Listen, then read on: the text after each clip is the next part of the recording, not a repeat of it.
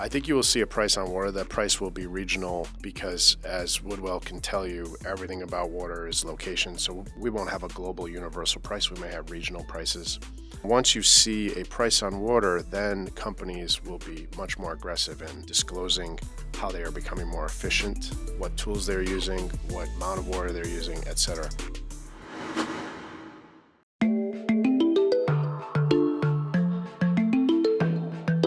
Welcome to Well Said, discussions with investors from across Wellington Management about market and geopolitical cross-currents and the long-term research required to make sense of them. I'm your host, Thomas Mucha.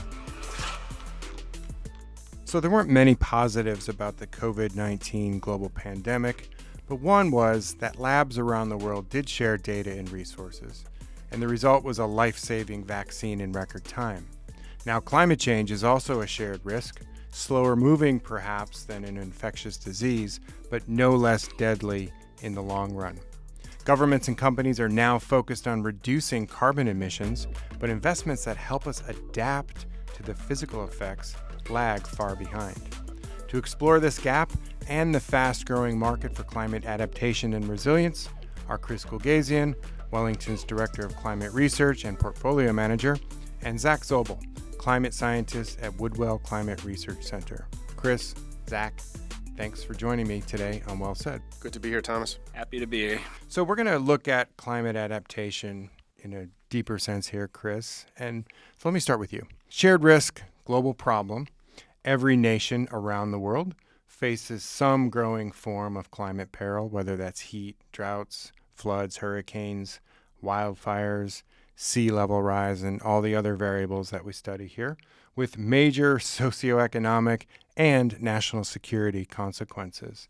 So why do you think spending on adaptation from both governments and companies has lagged relative to the energy transition and the focus on decarbonization? Sure, it really has lagged. That is no understatement. And I think it's a behavioral issue. So society wants to focus on solutions, rightfully so, and we need to decarbonize. That's a solution.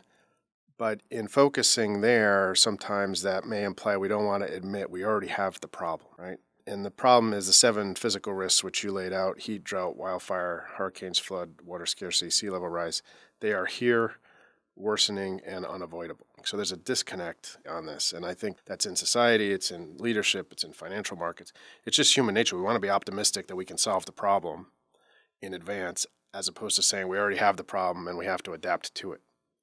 In a nutshell, I think that's the issue. And to put a point on it, when we started with Woodwell in 2018, Phil Duffy was the president. He's now on leave to the White House in a climate role. But back then, I remember asking Phil, what's the number one observation you have that you think is just underpriced or underestimated in the world? And without blinking an eye, he said, well, Chris, we have to adapt. I said, what do you mean? And he said, well, clearly we've spent a lot of money and there's a lot of force already on decarbonizing, and we need to do that. But there's been very little attention paid on all of the capital that's going to be needed to be spent on adapting to heat and water scarcity and wildfires. And that was the light bulb for us, I think, to hear from one of the world's leading scientists this very behavioral issue come out of his mouth as well. So the problem is already here, and arguably the biggest issue is heat. Zach, heat records are being broken again this year, and a new El Nino will likely make things even worse in the short run. So from your scientific perspective, how do rising temperatures influence other physical risks that Chris has just mentioned? Yeah, sure. So the El Nino, La Nina oscillation is a naturally occurring phenomenon. It's been occurring likely for at least a couple hundred years, as far back as we can see records.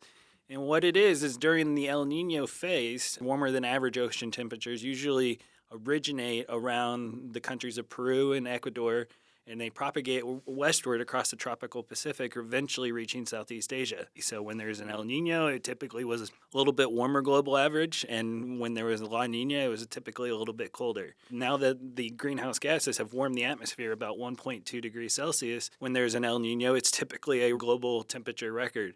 And when there's a La Nina, it's still well above average, but it falls just short of an El Nino. Since about 2020, we have been in the La Nina phase, or the typically cooler than average phase. And so now, as we head into a new El Nino, this one's likely going to be another super El Nino like the one in 2016, which is really starting to concern scientists because when you see these super El Nino events, which there have only been 5 since 1950, the global temperatures typically jump about 0.2 degrees Celsius before they level off in the following years. And so if we see another similar jump, we might be getting close to the first Paris Accord threshold. So these heat impacts will bleed through the entire climate picture and impact other variables? Oh, absolutely. In fact, since about the end of March of this year, when La Nina ended, the global oceans, not just in the tropical Pacific, but just the global oceans in general, have been at record high levels. And so they just beat out the Super El Nino in 2016, which was the previous record for global ocean temperatures. And so this will have trickle-down effects on all global weather. It impacts the monsoon in India. It impacts the western United States winters. South America is the most directly affected, where it causes drought or even flooding rain in different locations. And so the global weather cycle, on top of it possibly being the warmest year on record, will have impacts. Now, Chris, given your role here at Wellington, you sit at the intersection of climate science and markets. So what are some of the more innovative adaptation ideas that you're seeing come to market? And then how do you think about this trade-off of adaptations like air conditioning, that are energy intensive? I mean, what's the right balance here?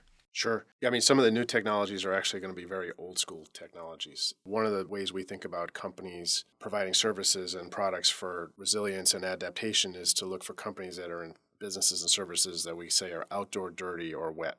This is not technology and social media apps. We have to get back to a lot of industrial outdoor practices to adapt to droughts and flood and wildfires, et cetera. And so if you think about rainwater harvesting, as Zach and his team have educated us, one of the more profound findings is this boom-bust cycle. Many more severe droughts and many more severe floods. It's hard to hold both of those true in your head, but both of those are true, and sometimes they're even true in the same locations. Well, historically, what has happened is people say when the flood comes and the extra water comes, I'm going to store it up for when the drought happens. That's rainwater harvesting. There are companies that make this equipment, and they have had a lot of penetration in some emerging markets. I think what you're going to see is that it's coming to a developed market near you too. On your question on air conditioning and the circularity of energy use and emissions, we have a pretty strong belief that societal leadership is going to prize health and safety over emissions. And you started this podcast talking about COVID. Look what we prized in COVID. We prized health and safety over the economy. Rightfully so. You have to do that. So we shut the economy down. We provided tons of stimulus to try and save people. In the climate world, we have to have HVAC. We have to have air conditioning at these record temperatures to keep people alive. The answer is not to shut HVAC down to save the emissions and then cause a whole bunch of heat-related deaths and heat stroke. The answer is the pie chart of emissions is very large. Save the emissions somewhere else so that you can fund the HVAC emissions. Now, obviously, you mentioned water scarcity. Both of you put that high up on your list.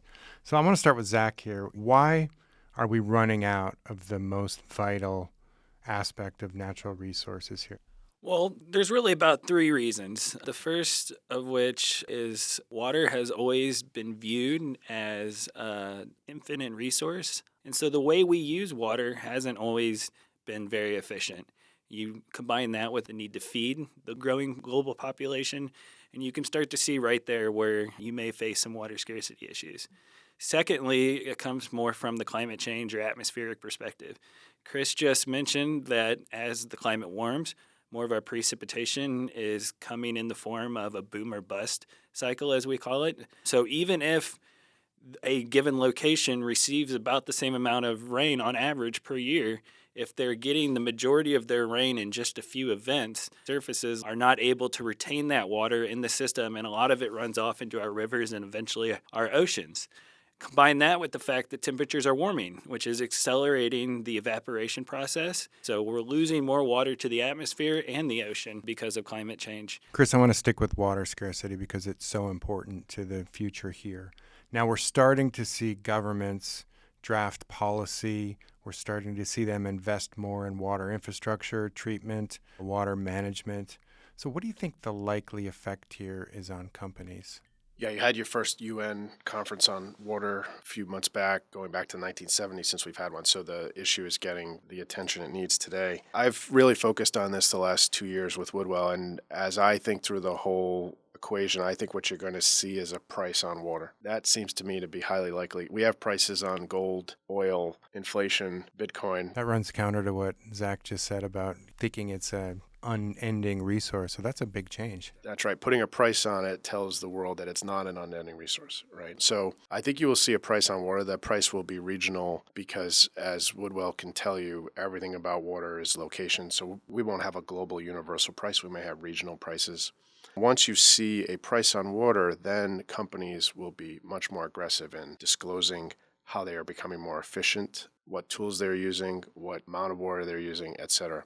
To date, water disclosure is severely lacking, just like climate disclosure was lacking previously, although it has come a long way. The second point on water is around the importance of both efficiency and recycling. And, I'm a big one for looking at signals in branding and language. And one of the key ones here is this reframing of wastewater into reclaimed water. The fact that governments and regulators are talking about reclaimed water instead of wastewater should tell you something. They're the exact same thing, but reclaimed sounds a lot nicer Sure does. than wastewater, right? And it's telling you how big the problem is that we are rebranding wastewater, because the fact is we're going to have to use a lot more wastewater. We're going to have to recycle it and use it for a number of things that people probably found pretty icky in the past, but today we have no choice on. So companies with water treatment services, filters, pumps, pipes, efficiency methods, they will all be in the spotlight going forward, given the need for water efficiency and more water savings. So a lot of activity just in the water space. That's right. And that doesn't even count the areas around heat and wildfire and hurricanes and flooding. These are all areas with similar angles for companies to provide services and products. Now, Zach, the United Nations defines climate adaptation as the process of adjusting to actual or expected climate effects. But climate change is getting worse. We're seeing more uncertain outcomes. So from your perspective, how should we be thinking about adapting and building climate resilience in the face of, let's say, greater unknowns? Well, we can take a step back before looking into the future and think about where we're at right now. We've already warmed 1 degree Celsius. We are not prepared for a 1 degree Celsius world, let alone 1.5 or 2 as we head into the future. That's evident by all the events you see almost daily around the world. We're not even used to the warming that's already taken place. We've not adapted to that. So you can start there and look at how can we adapt to 1 degree C. But while we do that, we should consider the fact that the emissions we've already emitted into our atmosphere are going to push us past 1.5 degrees C. I, as a scientist, firmly believe that at some point we will reach 2 degrees C. It's just a matter of when, and that choice is up to us. But at minimum, we need to start with 1.5 because at this point, that's almost inescapable with the greenhouse gases we've already emitted. Chris, if you and I have discussed many times in our daily interactions, even on this podcast, climate change is considered a key national security risk. And from the Pentagon's perspective, it's making the geopolitical backdrop more dangerous, particularly in the equatorial and tropical regions where many of today's key risks sit. It's already hitting the military's capacity to respond to these rising national security issues. So as governments close ranks to protect national security interests from climate disruption, what do you think the chief market implications are? Do you think this will stifle collective problem solving, or do you think this might jumpstart innovation? Well, first, Thomas, I think you've been a thought leader in the industry on the intersection of climate and geopolitical risks. So I'd certainly turn the question back to you because you have great insights on this. I'll be brief. So a couple of things. One, the more obvious area in these regions is that food and water shortages can lead to migration crises, which then lead to political crises, possibly battles, wars, et cetera, right? And so what you have to think about in military perspective, and you've educated us on just how the U.S. military establishment has thought about this globally, is securing the food and water in these regions to make sure it's viable and consistent and doesn't have these big down periods. That's an enormous task, but it's also a big opportunity for companies in those spaces, right? The second area, which seems to be less obvious but is really going strong today, is onshoring. As governments try to ensure that they can produce key national security products on their own shores, on their own land, they have to build manufacturing sites to do all of that. They have to think about water use for the semiconductor industry, as an example. U.S. is onshoring massive semi industry. And so there are engineering and construction companies, there are industrial companies, never mind HVAC once again, and this is a different form of HVAC, but these massive factories have to be cooled. So the onshoring comes out of the geopolitical risk as well, and there are a lot of climate ties into the onshoring. Yeah, I would say the connections between this great power competition and the climate risks are clear.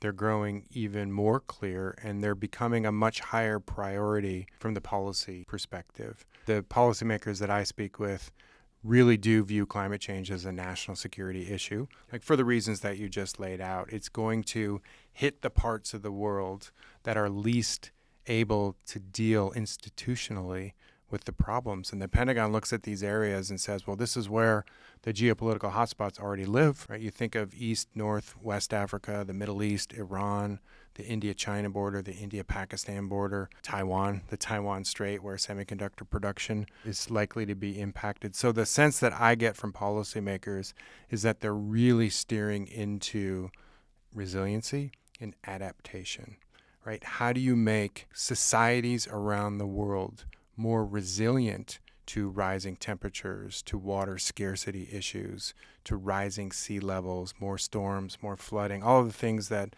you and Zach have been mentioning here, because it's the best insurance policy for warding off some of these coming national security challenges. And so I think looking forward, the policy environment is going to steer even more aggressively into this area of adaptation and resiliency, because that's the most effective way from a national security perspective to address some of these issues. Yeah, the insurance policy is a good analog. So there are some estimates at a local level that if you spend $1 today, it saves you $7 in the future in terms of adaptation spend. But what is that number on a geopolitical level? It's unknowable. It's definitely north of 7 times 1, right?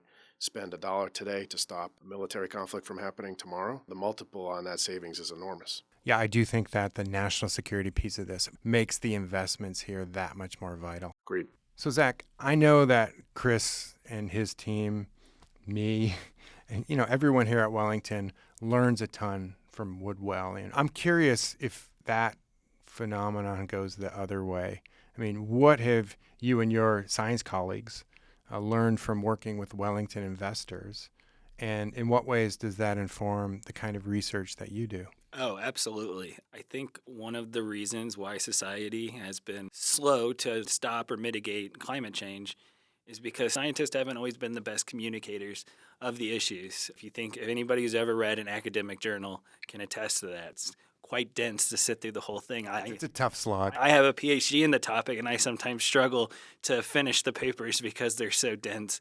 The thing that we've taken the most from this partnership over the last 5 years is we've learned what stakeholders need to know and want to know, and we've become much better at communicating and tailoring our science to what they need to know, because the difference between what a scientist might view in an academic publication as important is not always the same thing that decision makers or asset managers view as important. So I think developing a common vocabulary has been our biggest source of improvement. Yeah, I think one of the things that investment management or investment research does well is breaking down silos to try to see the connections between these various factors that we all look at. And so I think the climate piece of this, for me, has been so eye-opening because it's central to every silo that we try to think through.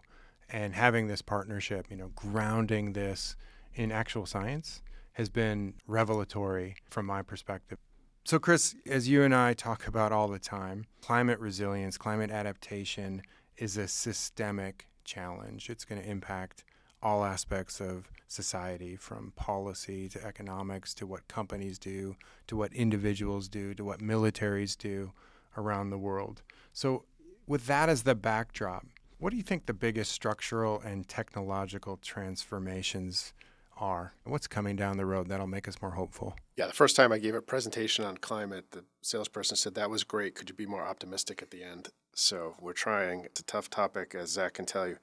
So reasons for optimism, we get to see a lot of private companies, entrepreneurs. There are a lot of smart people working on all these problems. That's a fact. Hopefully they get enough capital. The world has seen a lot of capital go into our phones. We got to see the same type of capital go into mitigation and adaptation solutions so that those entrepreneurs get funded, so that they see that there's an economic upside and a societal upside. But the people that we meet are super passionate on the social upside. So entrepreneurs have me optimistic. On transformation, I'll give you a couple of examples of plans and ideas. So let's talk about building retrofit. So we, me included, get caught up on optics, right? And the easy optics are plastic straws to paper straws, and we need more EVs. Yeah, those are great, right? We also need to decarbonize and reduce the footprint of all the buildings in the world. And the IEA estimates that we need to do basically 1% of those buildings a year. This is a massive behind-the-scenes operation that isn't visible as plastic straws and EVs. And we can do that. There are engineering and HVAC and industrial companies that know how to do this. It's already happening, but it has to happen at a very aggressive pace. It's probably going to require stimulus and incentives from governments. Secondly, we're going to need preemptive spending that hasn't happened yet. So we talk about forests and wildfire. There's a big movement to protect the forest for decarbonization, make sure that we reduce deforestation. But there's another risk to forest, which is just wildfire itself. And so there are ways to actually help prevent wildfire from happening with treatment and other services. That's going to require a big spend. It hasn't really happened yet. And then the third one came out a few months back. It's worth a read. The Army Corps of Engineers and others put together a plan for New York to basically build flood barriers in New York Harbor. Estimated cost is $50 billion. Estimated time is 10 plus years to produce. Start date would be 2030. All that would have to pass, a whole bunch of political stuff to get through there. But someone out there is thinking about the fact that sea level rise and floods and the damage to infrastructure would be so severe down the road that it's worth spending $50 billion upfront to help prevent that. This is the kind of thought process we need to have, getting back to that trade-off of dollars spent today and savings tomorrow. So there's lots of those examples. We just have to have the commitment to do them. I think the other aspect of this is that as capital allocators, we don't lack agency, right? We have the ability to help direct capital into areas that will help make these problems more manageable. And it's not just a Wellington thing. Every company that works in this space, every capital allocator has the ability to help make this problem more solvable. And so that helps me get out of bed every morning. And I do think that that's another reason, for optimism here. And we should be thinking about this not really with a sense of doom, but really more with a sense of opportunity. So once again, thanks, Chris Goolgasian, Zach Zobel. Obviously, there's no shortage of topics to discuss when it comes to climate change. So I'm going to put you both on warning that you should be prepared to come back on Well Said again soon. Anytime. Thanks, Thomas. Thanks for having me, Thomas. The Well Said podcast is produced by Wellington Management. The executive producer is Kristen Ganong. Our senior producers are Mark Murphy, Dana Wickstead, and Colin Hopkins. Our sound engineer is Mark Murphy. This episode is mixed and edited by Mark Murphy. You can find this episode, as well as others, in Apple Podcasts, Spotify, or wherever you get your podcasts.